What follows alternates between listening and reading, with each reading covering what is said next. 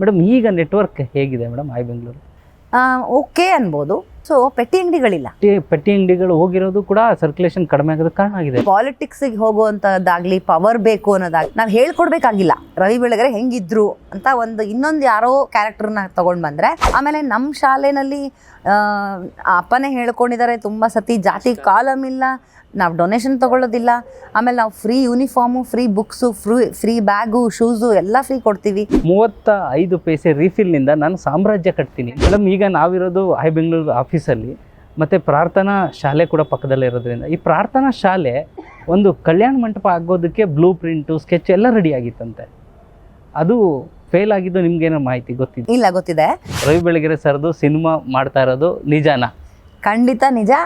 ಅದರಲ್ಲಿ ಇನ್ನೂ ಒಂದು ಹೇಳಬೇಕು ಅಂತಂದರೆ, ಅದನ್ನು ರವಿ ಬೆಳಗೆರೆ ಪಾತ್ರವನ್ನು ಮಾಡ್ತಾರೆ. ನಮ್ಮ ಸಂಯುಕ್ತ ಕರ್ನಾಟಕ ವೀಕ್ಷಕರಿಗೆ ನೀವು ಎಕ್ಸ್ಕ್ಲೂಸಿವ್ ಆಗಿ ಹೇಳಿದ್ದು ರವಿ ಬೆಳಗೆರೆ ಸರ್ದು ಸಿನಿಮಾ ಬರುತ್ತೆ ಅಂತ. ಸೊ ಎಕ್ಸ್ಕ್ಲೂಸಿವ್ ಸುದ್ದಿನ ಮತ್ತೊಂದು ಸಲ ಕೇಳ್ತೀನಿ, ರವಿ ಬೆಳಗೆರೆ ಸರ್ದು ಸಿನಿಮಾ ಮಾಡ್ತಾ ಇರೋದು ನಿಜಾನಾ? ಖಂಡಿತ ನಿಜ. ಅದರಲ್ಲಿ ಇನ್ನೂ ಒಂದು ಹೇಳಬೇಕು ಅಂತಂದರೆ, ಅದನ್ನು ರವಿ ಬೆಳಗೆರೆ ಪಾತ್ರವನ್ನು ಮಾಡ್ತಾ ಇರೋದು ನನ್ನ ಶ್ರೀನಗರ್ ಕಿಟಪ್ಪ ಮಾಡ್ತಾ ಇದ್ದಾನೆ. ಯಾಕೆ ಅಂತ ಅಂದರೆ, ಯಾಕೆ ಅವನ ಆಯ್ಕೆ ಅಂದರೆ ಅಳಿಯ ಅಂತಲೋ ಅಥವಾ ಗಂಡ ಅಂತಲೋ ಹಂಗಲ್ಲ, ಒಂದು ವಯಸ್ಸು ಮ್ಯಾಚ್ ಆಗುತ್ತೆ. ಬಹಳಷ್ಟು ವರ್ಷಗಳ ಹತ್ತಿರದಿಂದ ನೋಡಿದ್ದಾರೆ. ಅವರ ಬಾಡಿ ಲ್ಯಾಂಗ್ವೇಜಿಂದ ಹಿಡಿದು ಪ್ರತಿಯೊಂದು ನೋಡಿದ್ದಾನೆ. ಅಪ್ಪನ ತುಂಬ ಹತ್ತಿರದಿಂದ ನೋಡಿದ್ದಾನೆ. ಅಪ್ಪನ ನನ್ನ ಮದುವೆಗಿಂತ ಮುಂಚೆ ಒಂದು 3 ವರ್ಷ ಒಡನಾಟ ಅಪ್ಪ ಮತ್ತು ಅವನ ಇದೆ. ಕಿಟ್ಟಿ ಸರ್. ಸೊ ಕಿಟಪ್ಪ ಮತ್ತು ಅಪ್ಪ ಇಬ್ಬರೇ ಓಡಾಡಿಕೊಂಡು ಮಾತಾಡಿರೋವಂಥ ಟಾಪಿಕ್ಗಳು ಎಷ್ಟೊಂದಿದ್ದಾವೆ. ನನಗೂ ಗೊತ್ತಿಲ್ಲದಿರೋವಂಥದ್ದು ಎಷ್ಟೋ ಟಾಪಿಕ್ಗಳು ಅವ್ರು ಮಾತಾಡ್ಕೊಂಡಿದ್ದಾರೆ. ಸೊ ಅವನಿಗೆ ಅಪ್ಪನ ಹಾವಭಾವಗಳು ಗೊತ್ತು. ನಾವು ಹೇಳ್ಕೊಡ್ಬೇಕಾಗಿಲ್ಲ ರವಿ ಬೆಳಗೆರೆ ಹೆಂಗಿದ್ರು ಅಂತ ಇನ್ನೊಂದು ಯಾರೋ ಕ್ಯಾರೆಕ್ಟರ್ನ ತೊಗೊಂಡು ಬಂದರೆ ನಾವು ಹೇಳಬೇಕಾಗತ್ತೆ ರವಿ ಬೆಳಗೆರೆ ಹಿಂಗಿದ್ರು ಅಂತ. ಅದರ ಕಿಟಪ್ಪಂಗಾದ್ರೆ ಹೇಳಬೇಕಾಗಿಲ್ಲ, ಅವನು ಕಂಪ್ಲೀಟ್ಲಿ ಗೊತ್ತು ಹೆಂಗಿದ್ರು ಅವರು ಅಂತ. ಹೆಂಗೆ ಅವರ ಬಾಡಿ ಲ್ಯಾಂಗ್ವೇಜ್ ಹೆಂಗಿರ್ತಿತ್ತು, ಅವ್ರ ವಾಯ್ಸ್ ಹೆಂಗಿರ್ತಿತ್ತು, ಅವರ ಟ್ರಿಕ್ಕಿಯಾಗಿ ಕೆಲಸ ಮಾಡಿಸ್ಕೊಳ್ಳೋದು ಹೆಂಗಿರ್ತಿತ್ತು, ಎಲ್ಲದೂ ಅವನಿಗೆ ಗೊತ್ತಿದ್ದಾದ್ರಿಂದ ನಾವು ಏನು ಎಕ್ಸ್ಟ್ರಾ ಫೀಡ್ ಮಾಡಬೇಕಾಗಿಲ್ಲ. ಆಮೇಲೆ ಪಾತ್ರಕ್ಕೆ ತಕ್ಕಂಗೆ ಸೂಟು ಆಗ್ತಾನೆ. ಸೊ ಹಂಗಾಗಿ ನಮಗೆ ಡಬಲ್ ಎಕ್ಸ್ಕ್ಲೂಸಿವ್ ಸಿಕ್ತು ಮೇಡಮ್. ಒಂದಲ್ಲ 2 ಡಬಲ್ ಎಕ್ಸ್ಕ್ಲೂಸಿವ್ ಸಿಕ್ತು. ಈ ಸಂದರ್ಭದಲ್ಲೇ ನೀವು ಆ ಸಿನಿಮಾದಲ್ಲಿ ಬಳಸ್ಕೊಳ್ತಿರೋ ಇಲ್ಲೋ ಗೊತ್ತಿಲ್ಲ, ಒಂದು ಡೈಲಾಗ್ ಅಥವಾ ಒಂದು ಸೀನ್ ಅಂತೂ ಇಟ್ಕೊಳ್ಳಿ ಅಂತ ನನ್ನ ಬಯಕೆ. ಏನಂದರೆ 35 ಪೈಸೆ ರೀಫಿಲ್ನಿಂದ ನಾನು ಸಾಮ್ರಾಜ್ಯ ಕಟ್ತೀನಿ ಅಂತ. ಹೌದು, ಈ ಡೈಲಾಗ್ನಾದ್ರೂ ಇಟ್ಕೊಳ್ಳಿ. ಖಂಡಿತ ಇಟ್ಕೊಳ್ತೀನಿ. 35 ಪೈಸೆಯ ರೀಫಿಲಲ್ಲಿ ಹೌದು ಸಾಮ್ರಾಜ್ಯ ಕಟ್ತೀನಿ ಅಂತ. ಎಷ್ಟು ಚೆನ್ನಾಗಿದೆ ಅಲ್ಲ ಮೇಡಮ್? ಹೌದು ಹೌದು, ನಾನು 35 ಪೈಸಾ ಹೇಳಲಿಲ್ಲ, ಪೆನ್ ಅಂದೆ ಅಷ್ಟೇ. ಇಲ್ಲ, ರೀಫಿಲ್ನಲ್ಲೇ ಬರೀತೀವಿ. ಹೌದೌದು, ರೀಫಿಲಲ್ಲಿ ಬರಿತಾ ಇದ್ರು. ಅದು ಆಮೇಲೆ ಮಧ್ಯದಲ್ಲಿ ಬಿಟ್ಟೋಗೋದು, ಊದಿ ಅದನ್ನ ಜಾಯಿಂಟ್ ಮಾಡೋದು, ಇಂಕನ ಹಂಗೆ ಮಾಡೋರು, ಜಾಯಿನ್ ಮಾಡಿ ಬರೆಯೋರು. ಅದೊಂದು ಸತಿ ಬ್ಯಾಗೆಲ್ಲ ಬಂದ್ಬಿಡೋದು, ನೀಲಿ ಗಟ್ಟಿಬಿಡೋದು, ಅದೆಲ್ಲ ಆಗೋದು, ಅದೆಲ್ಲ ಅನುಭವಿಸೇ ಬಂದಿರೋದು. ಎಸ್ ಮೇಡಮ್, ಈಗ ನಾವಿರೋದು ಐ ಬೆಂಗಳೂರು ಆಫೀಸಲ್ಲಿ, ಮತ್ತು ಪ್ರಾರ್ಥನಾ ಶಾಲೆ ಕೂಡ ಪಕ್ಕದಲ್ಲೇ ಇರೋದ್ರಿಂದ ಈ ಪ್ರಾರ್ಥನಾ ಶಾಲೆ ಒಂದು ಕಲ್ಯಾಣ ಮಂಟಪ ಆಗೋದಕ್ಕೆ ಬ್ಲೂ ಪ್ರಿಂಟು, ಸ್ಕೆಚ್ ಎಲ್ಲ ರೆಡಿ ಆಗಿತ್ತಂತೆ. ಅದು ಫೇಲ್ ಆಗಿದ್ದು ನಿಮ್ಗೇನೋ ಮಾಹಿತಿ ಗೊತ್ತಿದೆ? ಇಲ್ಲ, ಗೊತ್ತಿದೆ. ಆ್ಯಕ್ಚುಲಿ ಒಂದು ಕಲ್ಯಾಣ ಮಂಟಪ ಕಟ್ಟು ಅಂತ ಅವರ ಫ್ರೆಂಡ್ ಹೇಳ್ತಾರೆ, ಹಳೆ ಬಳ್ಳಾರಿ ಫ್ರೆಂಡು. ಕಲ್ಯಾಣ ಮಂಟಪ ಕಟ್ಟು, ಏನು ಜವಾಬ್ದಾರಿ ಇಲ್ಲ, ದುಡ್ಡು ಬರ್ತಾ ಇರುತ್ತೆ ಅಂತ. ಬಟ್ ಅಪ್ಪನ ಆಸೆ ಯಾವಾಗಲೂ ಇದ್ದಿದ್ದು ಶಾಲೆ ಅಂತ. ಸಮಾಜಕ್ಕೂ ಒಂದು ನಾನೇನೋ ಕೊಡುಗೆ ಕೊಟ್ಟಂಗೆ ಆಗುತ್ತೆ. ಮತ್ತು ನನಗೆ ದುಡ್ಡಿನ ಬರನೂ ಇಲ್ಲ, ದುಡ್ಡಿನ ಆಸೆನೂ ಇಲ್ಲ. ನನಗೆ ನಾನು ಸಂತೃಪ್ತ. ಈಗ ಮೊದಲು ಬಡತನ ಅಂದರೆ 10 ರೂಪಾಯಿ 5 ರೂಪಾಯಿಗೆ ಒದ್ದಾಡ್ತಾ ಇದ್ದಂಥ ದಿನಗಳು, ಈಗ ನಾನು ಲಕ್ಷಾಂತರ ದುಡಿತಿದ್ದೀನಿ. ನಾನು ಪತ್ರಿಕೆಯಲ್ಲೇ ಆರಾಮಾಗಿ ದುಡಿತಾ ಇದ್ದೀನಿ, ಕ್ರೈಮ್ ಡೈರಿ ಮಾಡ್ತಾ ಇದ್ದೀನಿ, ಕ್ರೈಮ್ ಡೈರಿಯಿಂದನೇ ಎಷ್ಟೋ ಲಕ್ಷ ಬರ್ತಾ ಇದೆ ನನಗೆ. ದುಡ್ಡಿನ ಹಂಬಲ ಇವಾಗ ನನಗಿಲ್ಲ. ಆಮೇಲೆ ಪಾಲಿಟಿಕ್ಸಿಗೆ ಹೋಗುವಂಥದ್ದಾಗಲಿ, ಪವರ್ ಬೇಕು ಅನ್ನೋದಾಗಲಿ ಅವ್ರಿಗೆ ಯಾವತ್ತೂ ಇರಲಿಲ್ಲ. ಅದೊಂದು ವಿಷಯಕ್ಕೆ ಮಾತ್ರ ನನ್ನ ಬಿಟ್ಬಿಡ್ರಪ್ಪ. ನನ್ನ ಇಡೀ ಬರವಣಿಗೆ, ನನ್ನ ಪತ್ರಿಕೋದ್ಯಮಕ್ಕೆ ನಾನು ದ್ರೋಹ ಮಾಡ್ದಂಗೆ, ನಾನು ರಾಜಕೀಯಕ್ಕೆ ಹೋಗ್ಬಿಟ್ರೆ ಯಾರ ಮೇಲೂ ಬರೆಯೋಕ್ಕಾಗಲ್ಲ ನಾನು. ಸೊ ಹಾಗಾಗಿ ನಾನು ಹೋಗಲ್ಲ ಅಂತ. ಸೊ ಆ ಪವರ್ನ ಇದಿರಲಿಲ್ಲ ಅವ್ರಿಗೆ. ಅವ್ರಿಗೆ ಏನು ಪವರ್ ಇತ್ತೋ ರಾಜಕಾರಣಿಗಳಿಗಿಂತ ಜಾಸ್ತಿ ಪವರ್ ಇತ್ತು ರವಿ ಬೆಳಗೆರೆಗೆ. ವಿತ್ ಹೈ ಬ್ಯಾಂಗ್ಳೂರ್ ಇದಕ್ಕೆ ಆ ಟ್ಯಾಗ್ ಲೈನ್ಗೆ ಆ ಪವರ್ ಇತ್ತು. ಸೊ ಹಾಗಾಗಿ ಅವ್ರಿಗೆ ಪಾಲಿಟಿಕಲ್ ಪವರ್ ಅವ್ರಿಗೆ ಯಾವತ್ತೂ ಅಟ್ರಾಕ್ಟ್ ಆಗಲೇ ಇಲ್ಲ ಅವರು. ಮತ್ತು ಅವ್ರ ಜೊತೆ ಚೆನ್ನಾಗೇ ಇದ್ದರು, ಒಡನಾಟ ಚೆನ್ನಾಗೇ ಇಟ್ಕೊಂಡಿರ್ತಿದ್ರು, ಯಾರೇ ಆದ್ರೂ ಚೆನ್ನಾಗೇ ಇಟ್ಕೊಂಡಿರ್ತಿದ್ರು. ತಪ್ಪು ಮಾಡಿದ್ದಾರೆ ಅಂದರೆ ಅವ್ರ ಬಗ್ಗೆ ಬರೆದು ಇರ್ತಿದ್ರು, ಮುಂದಿನ ವಾರ ಅವ್ರ ಜೊತೆನೇ ಕೂತ್ಕೊಂಡು ಗುಂಡಾಗ್ತಾಯಿದ್ರು. ಸೊ ಇಂಥವು ಘಟನೆಗಳು ನಡೆದಿದ್ದಾವೆ. ಯಾವಾಗ ಇದು ಛತ್ರ ಕಟ್ಟೋದು ಬೇಡ ಅಂತ ಅವ್ರಿಗೆ ಕಲ್ಯಾಣ ಮಂಟಪ ಬೇಡ ಅಂತ ಅನಿಸಿದ್ದವ್ರಿಗೆ ಕೈ ಹಾಕಿ ಎಲ್ಲ ಪ್ಲ್ಯಾನ್ ರೆಡಿ ಮಾಡಿದವರು ರಿಜೆಕ್ಟ್ ಮಾಡಿ ಶಾಲೆ ಮಾಡಿ ಅಂತ ಹೇಳ್ತಾರೆ. ಶಾಲೆ ಕಟ್ಟೋಣ ಅಂತ 2003 ಶಾಲೆ ನೋಡಿ. ಅವತ್ತು ಡಿಸಿಷನ್ ಬದಲಾಗಿದ್ರೆ ಮೇಡಮ್, ಇವತ್ತು ಲಕ್ಷಾಂತರ ಜನ ಮಕ್ಕಳು ಓದೋದಕ್ಕೆ ಒಂದು ಜಾಗ ಸಿಗ್ತಿರ್ಲಿಲ್ಲ. ನಾನು ಹೇಳೋದು ಆ ಡಿಸಿಷನ್ ಅನ್ನೋದು ಇದೆಯಲ್ಲ, ಅದನ್ನು ತಗೊಳ್ಬೇಕಂದ್ರೆ ಆ ಒಂದು ಪ್ರಜ್ಞೆ, ಆ ಒಂದು ಮುಂದಾಲೋಚನೆ ಇರಬೇಕಿತ್ತು ಅಂತ ಅಲ್ವಾ. ಒಂದು ವಿದ್ಯೆ ಅನ್ನೋದು ತುಂಬ ಬಹಳ ಮುಖ್ಯ. ಅದನ್ನ ದಾನ ಮಾಡೋದು, ಅದಕ್ಕೊಂದು ಜಾಗ ಮಾಡಿಕೊಡೋದು. ಆಮೇಲೆ ನಮ್ಮ ಶಾಲೆಯಲ್ಲಿ ಅಪ್ಪನೇ ಹೇಳ್ಕೊಂಡಿದ್ದಾರೆ ತುಂಬ ಸತಿ, ಜಾತಿ ಕಾಲಮ್ ಇಲ್ಲ, ನಾವು ಡೊನೇಷನ್ ತೊಗೊಳ್ಳೋದಿಲ್ಲ, ಆಮೇಲೆ ನಾವು free uniform, free books, free bag, shoes ಎಲ್ಲ ಫ್ರೀ ಕೊಡ್ತೀವಿ. ಅದು ಬ್ಯಾಂಗ್ಳೂರ್ ಸೆಂಟ್ರಲ್ಲಿ ಮೇಡಮ್, ಬೇರೆ ಯಾವುದೋ ಹಳ್ಳಿ ಗ್ರಾಮೀಣ ಪ್ರದೇಶದಲ್ಲಿ ಅಲ್ಲ, ಬ್ಯಾಂಗ್ಳೂರಲ್ಲಿ. ಆ್ಯಂಡ್ ಯಾವುದೇ ಗೌರ್ಮೆಂಟ್ದು ಇದು ನಾವು ತಗೊಳ್ಳೋದಿಲ್ಲ, ಏನೂ ಸಹಾಯ ತಗೊಳ್ಳೋದಿಲ್ಲ, ಏನೂ ಮಾಡೋದಿಲ್ಲ. ಆದರೆ ಮಕ್ಕಳಿಗೆ ತಂದೆ ತಾಯಿಯಂದರಿಗೆ ಓದಿಸ್ಬೇಕು ಅನ್ನೋ ಒಂದು ಹಂಬಲ ಏನಿರುತ್ತೆ, ಅಷ್ಟು ತಕ್ಕ ಮಟ್ಟಕ್ಕೆ ಫೀಸ್ ಕೊಡಿ ಸಾಕು. ಯಾಕಂದರೆ ಶಾಲೆ ಕೂಡ ರನ್ ಆಗಬೇಕಲ್ಲ. ಸೊ ಅದೊಂದು ತಲೆಯಲ್ಲಿತ್ತು ಅವ್ರಿಗೆ, ಅವ್ರಿಗೆ ಬರ್ಡನ್ ಆಗಬಾರ್ದು ಅಂತ. ಸೊ ಎಲ್ಲ ಥರದ ವಲಯದ ಮಕ್ಕಳು ನಮ್ಮ ಶಾಲೆಯಲ್ಲಿ ಓದ್ತಾರೆ. ಅವ್ರಿಗೆ ಇವಾಗ ಯಾವುದೋ ಒಂದು ಗೌರ್ಮೆಂಟ್ ಸ್ಕೂಲ್ಗೆ ಹಾಕ್ತೀನಿ ಅಂತ ಹೋಗೋರು ಕೂಡ ಇಲ್ಲಿಗೆ ಹಾಕ್ತಾರೆ. ಇನ್ಯಾವುದೋ ಇಂಟರ್ನ್ಯಾಷನಲ್ ಸ್ಕೂಲ್ಗೆ ಹೋಗ್ತೀವಿ ಅಂತ ಅಂದವ್ರು ಕೂಡ ಪ್ರಾರ್ಥನೆಗೆ ಹಾಕ್ತಾರೆ. ಇಲ್ಲಿಯ ಮಾರಲ್ಸು, ಇಲ್ಲಿಂದ ಓದ್ಕೊಂಡವರು. ಈಗ ನಾನು ನನ್ನ ಮಗಳು ರೀಸೆಂಟಾಗಿ US ಹೋಗಿದ್ವಿ. ಅಲ್ಲಿ ಫ್ರಾಂಕ್ಫರ್ಟಲ್ಲಿ ಕನೆಕ್ಟಿಂಗ್ ಫ್ಲೈಟ್ ಇತ್ತು.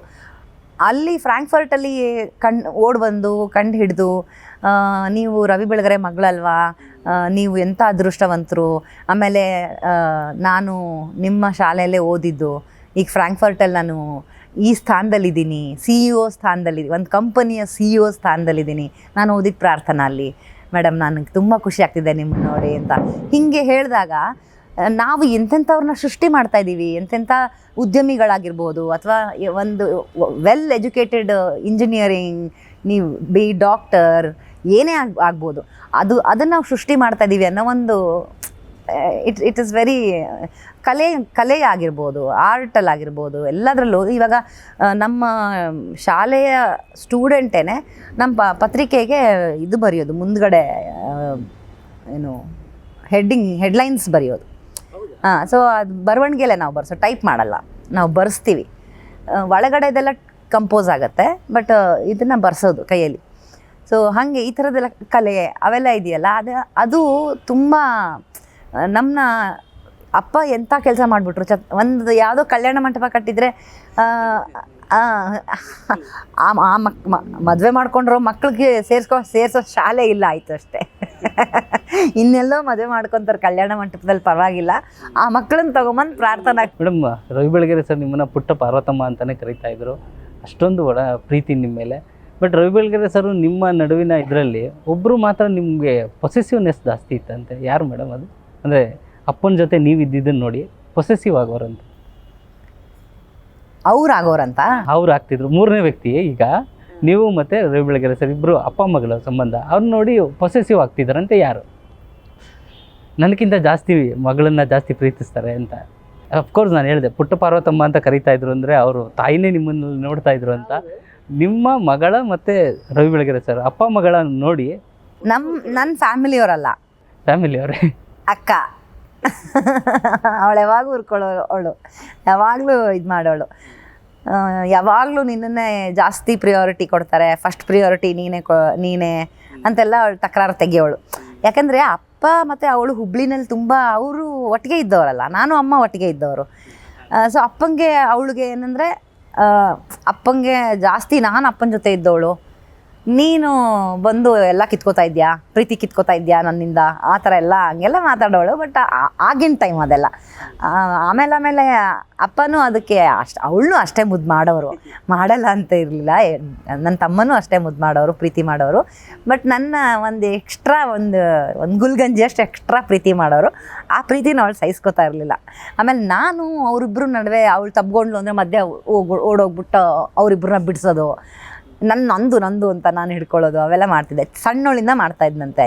ಅಪ್ಪ ಯಾರನ್ನೂ ಎತ್ಕೋಬಾರ್ದು, ಬೇರೆ ಯಾವ್ದಾದ್ರು ಮಕ್ಳನ್ನ ಎತ್ಕೊಂಡ್ರೆ ಆವಾಗ ಬಳ್ಳಾರಿ ಭಾಷೆಯಲ್ಲಿ ಅಗ್ಗ ಅಂತಂದರೆ ಅಯ್ಯೋ ಅಂತ ಅಗ್ಗ ಅಂತಿದ್ದಂತೆ. ಅಯ್ಯಮ್ಮ ಇಳಿಸ್ತೀನಿ ಅಂತ ಹೇಳಿ ಅಪ್ಪ ಇಳಿಸೋದು. ಸಣ್ಣ ವಯಸ್ಸಿಂದನೂ ಅಪ್ಪನ ಬಗ್ಗೆ ಒಂದು ಸ್ವಲ್ಪ ಜಾಸ್ತಿ ಪ್ರೀತಿ ನನಗೆ. ಆಮೇಲೆ ಅಪ್ಪಂಗೆ ಅದೇನು ಅಂತ ಗೊತ್ತಿಲ್ಲ. ಕಾರ್ಗಿಲ್ ಯುದ್ಧಕ್ಕೆ ಹೋಗಬೇಕಾಗಿರ್ಬೋದು, ಅಥವಾ ಏನೇ ಒಂದು ಈಗ ಈ ಬಿಲ್ಡಿಂಗು ಹೈ ಬ್ಯಾಂಗ್ಳೂರು ಕಚೇರಿ, ಪ್ರಾರ್ಥನಾ ಶಾಲೆ, ಎಲ್ಲವುದು ಏನೇ ಇದ್ರೂ ಕಟ್ಟಡಗಳನ್ನ ತಗೊಂಡಾಗ ಬಲ್ಗಾಲ್ ಹಿಡಿಸೋದು ಫಸ್ಟು ನಾನೇ, ನನ್ನೇ ಒಳಗಡೆ ಫಸ್ಟ್ ಕಳಿಸೋರು. ಆಮೇಲೆ ಅವರು ಕಾರ್ಗಿಲ್ಗೆ ಹೋಗಿರ್ಬೋದು, ಪುಲ್ವಾಮಾಗೆ ಹೋಗಿರ್ಬೋದು, ಅಥವಾ ಈ ದೊಡ್ಡ ದೊಡ್ಡ ರೌಡಿಗಳನ್ನ ಮೀಟ್ ಮಾಡೋಕ್ಕೆ ಹೋಗಿರ್ಬೋದು, ಅಥವಾ ಈ ಬಾಗಪ್ಪ ಮತ್ತು ಇವರು ಭೀಮಾ ತೀರಕ್ಕೆ ಅಲ್ಲಿಗೆ ಹೋಗ್ಬೇಕಾದಾಗ ಟೈಮಲ್ಲಿ ಅದೆಲ್ಲ ಸ್ವಲ್ಪ ಡೇಂಜರಸ್ ಟೈಮ್ ಅವಾಗೆಲ್ಲ. ಸೊ ಹಾಗೆ ಹೋಗಬೇಕಾದ್ರೆ ಅವ್ರು ನಾನು ನೋಡದೆ ಹೋಗ್ತಿರ್ಲಿಲ್ಲ.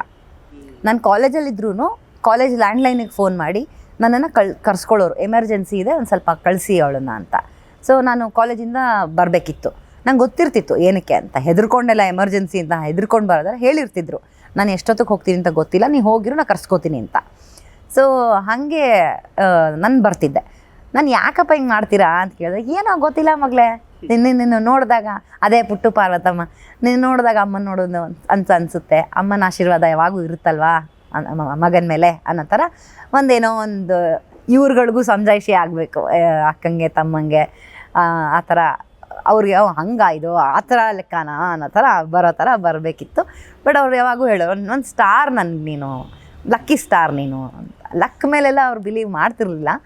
ಬಟ್ ಈ ಮಾತು ಹೇಳೋರು, ಏನೋ ನಿನ್ನ ನೋಡಿದ್ರೆ, ಆಮೇಲೆ ನೀನಿದ್ದರೆ ಒಂದು ಹುರುಪು, ಒಂದು ಹುಮ್ಮಸ್ಸು, ಒಂದು ಗಲಗಲ ಅಂತಿರುತ್ತೆ.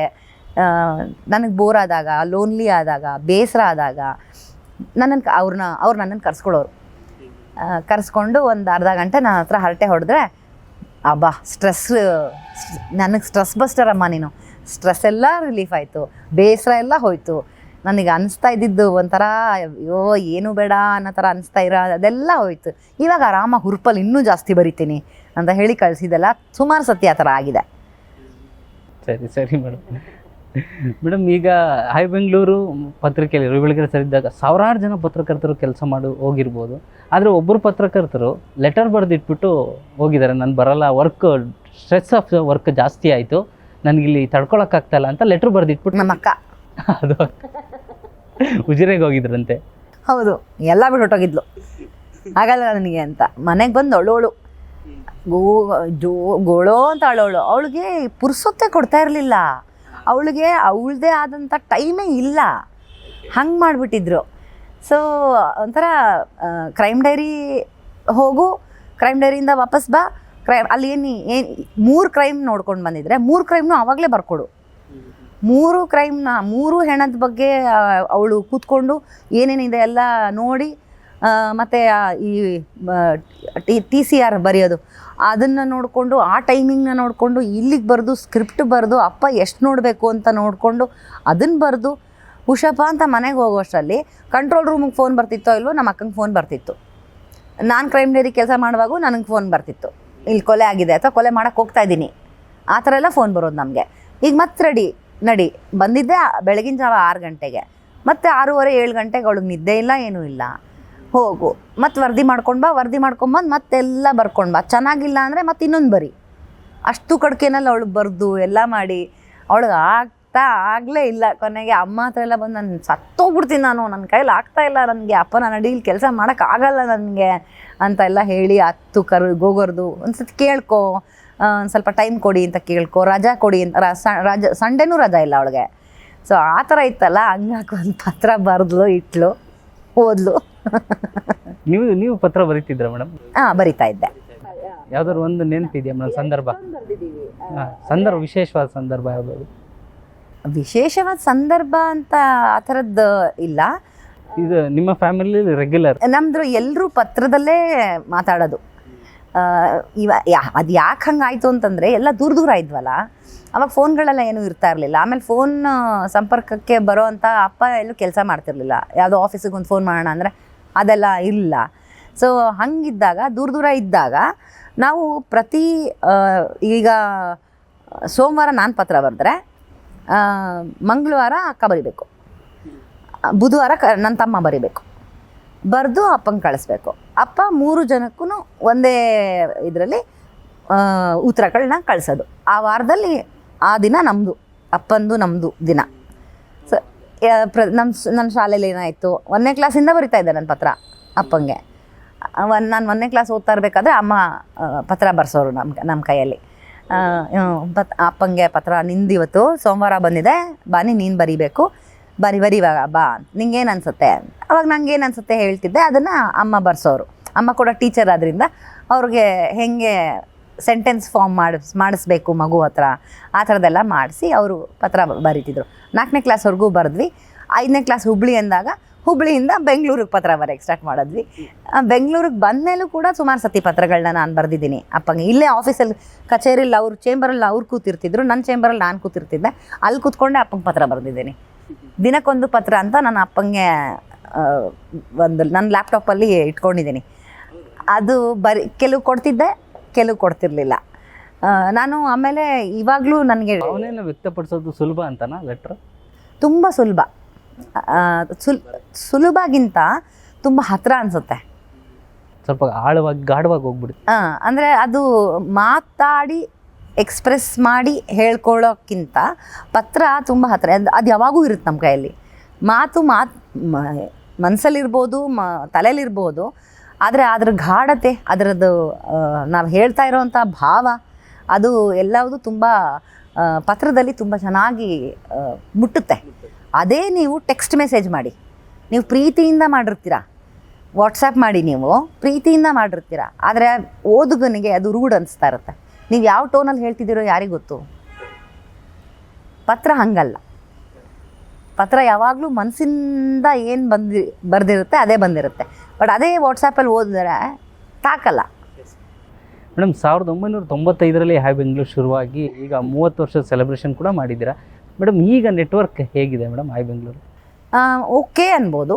ತುಂಬ ಅಂದರೆ ಸುಳ್ಳು ಹೇಳೋದು ಇಲ್ಲವೇ ಇಲ್ಲ, ನಾನು ಮಾಡಲ್ಲ. ಕಷ್ಟ ಅಂದರೆ ಕಷ್ಟ ಇದೆ, ತುಂಬ ಕಷ್ಟ ಇದೆ. ಅಷ್ಟೋ ಲಕ್ಷ ಹೋಗ್ತಾ ಇದ್ದಿದ್ದು 5 ಲಕ್ಷ ಹೋಗಿದೆ ಹೈ ಬೆಂಗಳೂರು ವಾರಕ್ಕೆ. 3 ಸತಿ ರೀಪ್ರಿಂಟ್ ಆಗಿದೆ ಹೈ ಬೆಂಗಳೂರು.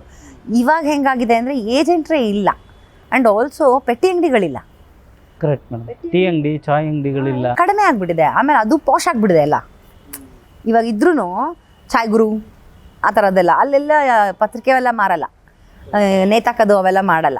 ನೀನು ಸಫಿಸ್ಟಿಕೇಟೆಡ್ ಆಗಿ. ಸೊ ಪೆಟ್ಟಿ ಅಂಗಡಿಗಳು ಹೋಗಿರೋದು ಕೂಡ ಸರ್ಕ್ಯುಲೇಷನ್ ಕಡಿಮೆ ಆಗೋದಕ್ಕೆ ಕಾರಣ ಆಗಿದೆ. ಕಾರಣ ಅದೇನೆ. ಏಜೆಂಟ್ರಿಗೆ ಎಲ್ಲಿಂದ ಬರಬೇಕು ಆದಾಯ? ಎಲ್ಲಿಂದ ವಿತರಣೆ ಮಾಡೋದಾದರೂ ಅವರು ಎಲ್ಲಿಂದ ಮಾಡ್ತಾರೆ? ಹೆಂಗೆ ಅದನ್ನು ಹಂಚ್ತಾರೆ? ಅಂಥ ಜಾಗಗಳೇ ಇಲ್ಲ ಅಂತಂದಾಗ ಮೆಟ್ರೋ ಬಂದ್ಬಿಡ್ತು. ಮತ್ತು ಎಲ್ಲ ಪೆಟ್ಟಿ ಅಂಗಡಿಗಳು ಇವಾಗ ಸಾಲಾಗಿ ಇಲ್ಲವೇ ಇಲ್ಲ, ಬಿದ್ದೇ ಹೋದ್ವು. ಎಲ್ಲೂ ಆ ಕಡೆ ಒಂದು ಈ ಕಡೆ ಒಂದು ಏರಿಯಾದಲ್ಲಿ 3-4 ಇದ್ದರೆ ಹೆಚ್ಚು. ಅಲ್ಲಿ ಎಷ್ಟು ಪತ್ರಿಕೆ ಅಂತ. ಇವಾಗ ನಮ್ಮದು ಬ್ರ್ಯಾಂಡ್ ಇರೋದ್ರಿಂದ, ಹೈ ಬೆಂಗಳೂರು ಅಂತ ಇರೋದ್ರಿಂದ, ಅದ್ರ ಒಳಗಡೆ ಇರೋ ಸುದ್ದಿ ಬರ್ತಾ ಇರೋದ್ರಿಂದ, ಅದು ಹಳೇದೇ ಆಗಿದ್ರೂ ಪರವಾಗಿಲ್ಲ, ನಮ್ಮ ಹಳೆ ಓದುಗರು ಏನಿದ್ದಾರೆ ನಾವು ತಿರುವಾಕೆ ಓದೋಕ್ಕೆ ಇಷ್ಟಪಡ್ತೀವಿ ಅಂತ ಹೇಳಿದ್ದಕ್ಕೆ ಅವರ ಒತ್ತಾಯದ ಮೇರೆಗೆ ನಾನು ಸ್ಟಾರ್ಟ್ ಮಾಡಿದ್ದು ಹೈ ಬೆಂಗಳೂರನ್ನ. ಅವರು ಅಷ್ಟೇ ನನ್ನ ಕೈ ಹಿಡಿತಾ ಇದ್ದಾರೆ. ಯಾವತ್ತೂ ಅವ್ರು ನನ್ನನ್ನು ಸ್ಟಾರ್ಟ್ ಮಾಡಿ ಅಂದ್ಬಿಟ್ಟು ಬಿಟ್ಟಾಕಿಲ್ಲ. ನನ್ನನ್ನು ಇವತ್ತಿಗೂ ಅವರೇ ಹುರಿದುಂಬಿಸೋದು, ಅವರೇ ನಮಗೆ ಇಲ್ಲ ನಾವು ಇದ್ದೀವಿ ಅಂತ ಹೇಳ್ತಾರೆ. ಅವರಿಂದಲೇ ಇಷ್ಟೋ ಸರ್ಕ್ಯುಲೇಷನ್ ಆಗ್ತಾ ಇದೆ. ಏಜೆಂಟ್ರು ಕೂಡ ಹಿಡ್ಕೊಡ್ತಾರೆ ಅವ್ರು ನಮಗೆ, ಓದುಗರು ಗೊತ್ತಾ. ನನ್ನ ಅಪ್ಪನ ಅಭಿಮಾನಿಗಳು ಓದುಗರು ಏಜೆಂಟ್ರನ್ನ ಕೂಡ ಹುಡುಕಿ ಇವರು ವಿತರಣೆ ಮಾಡ್ತಾರೆ, ಮಾತಾಡಿ ಇವ್ರ ಹತ್ರ. ನಮಗೆ ಬಾಗಲಕೋಟೆಯಲ್ಲಿ ಸಿಗ್ತಾ ಇಲ್ಲ, ಬಾಗಲಕೋಟೆ ರಿಪೋರ್ಟ್ರನ್ನ ಅಲ್ಲಿ ಯಾರೋ ಅಭಿಮಾನಿ ಅವನು. ಉತ್ತರ ಕರ್ನಾಟಕದಲ್ಲಿ ಹೇಗಿದೆ ಮೇಡಮ್ ಈಗ? ಚೆನ್ನಾಗಿದೆ ಸರ್. ನಮ್ಮದು ಉತ್ತರ ಕರ್ನಾಟಕದ ನಂಟು ಜಾಸ್ತಿ. ಅಲ್ಲಿಯ ಪ್ರೀತಿ, ಅಯ್ಯಪ್ಪ, ಆ ಪ್ರೀತಿನ ತಡ್ಕೊಳಕ್ಕಾಗಲ್ಲ. ಅಷ್ಟು ಪ್ರೀತಿ, ಅಪಾರವಾದ ಪ್ರೀತಿ, ನಿಷ್ಕಲ್ಮಶ ಪ್ರೀತಿ ಅವರು ಕೊಡುವಂಥದ್ದು. ಈಗಲೂ ಅಭಿಮಾನಿಗಳು ಆ ವಲಯ ತುಂಬ ಆ ಕಡೆ ಜಾಸ್ತಿ ಹಂಗೆ ನೋಡೋಕ್ಕೆ ಹೋದರೆ. ಇದ್ದಾರೆ, ಶಿವಮೊಗ್ಗದಲ್ಲೂ ಇದ್ದಾರೆ, ಮೈಸೂರಲ್ಲೂ ಇದ್ದಾರೆ, ಎಲ್ಲ ಕಡೆ ಇದ್ದಾರೆ. ಬಟ್ ಉತ್ತರ ಕರ್ನಾಟಕದಲ್ಲಿ ಎಲ್ಲ ಚೂರು ಜಾಸ್ತಿ ಉತ್ತರ ಕರ್ನಾಟಕ ಇದೆ. ರವಿ ಬೆಳಗೆರೆ ಸರ್ ಮೇಲೆ ರವಿ ಬೆಳಗೆರೆ ಸರ್ಗೂ ಉತ್ತರ ಕರ್ನಾಟಕದ ಮೇಲೆ ಒಲವು ಜಾಸ್ತಿ, ಒಲವು ಜಾಸ್ತಿ. ಯಾಕೆ ಅಲ್ಲಿನ ಜನರಿಗೂ ಜಾಸ್ತಿ. ಹೌದು, ಅವರು ಧಾರವಾಡದಲ್ಲಿ ಓದಿದ್ರು, ಮತ್ತೆ ಕೆಲಸನೂ ಮಾಡಿದ್ರು. ಅದ್ರ ಜೊತೆಗೆ ರಿಪೋರ್ಟಿಂಗ್ ಅಂತ ಬಂದಾಗ ಆ ಕಡೆ ಸೈಡಿಂದೇ ಜಾಸ್ತಿ ಜನಕ್ಕೆ ಗೊತ್ತಿಲ್ಲದೇ ಇರೋಂಥದ್ದನ್ನೆಲ್ಲ ಹೇಳಿ ಮಾಡಿದ್ರು, ಜನಕ್ಕೆ ತಲುಪಿಸಿದ್ರು. ಸೊ ಹಾಗಾಗಿ ಆ ಕಡೆ ಪ್ರೀತಿ ಜಾಸ್ತಿ ಇದೆ. ನನಗೂ ಆ್ಯಕ್ಚುಲಿ ಹೇಳ್ಬೇಕಂದ್ರೆ ಉತ್ತರ ಕರ್ನಾಟಕದ ಒಲೆ ಆ ಕಡೆ ಜಾಸ್ತಿ ಪ್ರೀತಿ ನನಗೆ, ಯಾಕಂದರೆ ಅವ್ರ ಪ್ರೀತಿ ಎಷ್ಟು ನಿಷ್ಕಲ್ಮಶ ಅಂತ. ನಮ್ಮದು ಕೂಡ ಸಂಯುಕ್ತ ಕರ್ನಾಟಕ ಅಲ್ವ, ಅದಕ್ಕೆ ಹೇಳಿದೆ. Correct madam. ಈಗ ಓ ಮನಸ್ಸೆ ಮೇಡಮ್ ಹೇಗೆ ನಡೀತಾ ಇದೆ? ಚೆನ್ನಾಗಿ ನಡೀತಾ ಇದೆ ಸರ್, ತುಂಬ ಚೆನ್ನಾಗಿ ನಡೀತಾ ಇದೆ. ಓ ಮನಸ್ಸೆ ಎಲ್ಲ ಓದುಗರ ಕೈಗೆ ಸಿಕ್ಕಿದೆ ಅನ್ನೋದು ಓದುಗರ ಖುಷಿ. ಹೌದು, ಎಲ್ಲರೂ ಫೇಸ್ಬುಕ್ಕಲ್ಲಿ ಹಾಕೋತಾರೆ, ನಮಗೆ ವಾಟ್ಸಪ್ ಮಾಡ್ತಾರೆ, ನನ್ನ ಮ್ಯಾನೇಜರ್ಗೆ ವಾಟ್ಸಪ್ ಮಾಡ್ತಾರೆ, ತಲುಪ್ತು ಅಂತ ಹೇಳ್ತಾರೆ, ಫೀಡ್ಬ್ಯಾಕ್ಗಳು ಕೊಡ್ತಾರೆ, ಚೆನ್ನಾಗಿ ಬರ್ತಾ ಇದೆ ಅಂತ ಹೇಳ್ತಾರೆ. ನಾನಿವಾಗ ಅದರಲ್ಲೊಂದು ಕಾದಂಬರಿ ಬರಿತಾ ಇದ್ದೀನಿ, ಸಮುದ್ರ ಅಂತ ಅದ್ರ ಹೆಸರು ಇಟ್ಟಿದ್ದೀನಿ. ಇದು 4ನೇ ಸಂಚಿಕೆ, ಧಾರಾವಾಹಿ ಥರ ಬರಿತಾ ಇದ್ದೀನಿ. ಸೊ ಅದು ಕೊನೆಗೆ ಪುಸ್ತಕ ಮಾಡ್ತೀನಿ. ಸೊ ಸದ್ಯಕ್ಕೆ ಧಾರಾವಾಹಿ ರೂಪದಲ್ಲಿ ಬರ್ತಾ ಇದೆ. ಟ್ರಾನ್ಸ್ಲೇಷನ್, ಇಂಗ್ಲೀಷ್ ಪುಸ್ತಕದ ಟ್ರಾನ್ಸ್ಲೇಷನ್ನು ಮಾಡ್ತಾಯಿದ್ದೀನಿ. ಇನ್ನೂ ಅಪ್ಪಂದು ಪುಸ್ತಕಗಳು ಬಾಕಿ ಇದ್ದಾವೆ ಟ್ರಾನ್ಸ್ಲೇಟ್ ಮಾಡೋಕ್ಕೆ. ಅದರಲ್ಲಿ ಒಂದನ್ನ ತೊಗೊಂಡಿದ್ದೀನಿ ಇವಾಗ, ಗರ್ಲ್ ಆನ್ ದ ಟ್ರೈನ್ ಅಂತ. ಅದು ಬಾಕಿ ಇದೆ.